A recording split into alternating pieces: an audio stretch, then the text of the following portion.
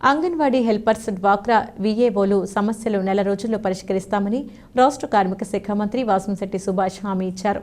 Doctor BR Ambedkar Konaseema జిల్లా రామచంద్రపురంలో anganwadi helpers డ్వాక్రా వీఏఓలు సర్వసభ్య సమావేశంలో మంత్రి సుభాష్ పాల్గొన్నారు. ఈ సందర్భంగా వైసీపీ ప్రభుత్వంలో పడిన ఇబ్బందులను మంత్రికి వివరించారు. అంగన్వాడీ సెంటర్లో పడుతున్న సమస్యలను వివరించారు.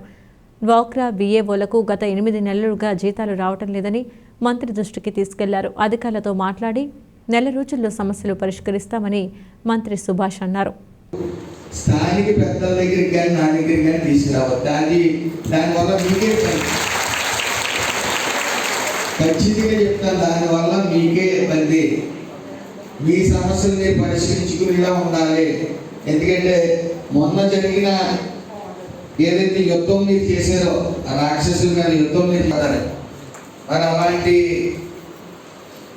పోరాటం చేసిన మీరు మళ్ళీ మీలో మీరు నేను వచ్చిన వెంటనే 4 సమస్యలు విన్నాను. అది కుక్షేత్ర యుద్ధం కింద తీసేమని 50 మంది, అటు 100 మంది పరిష్కారం.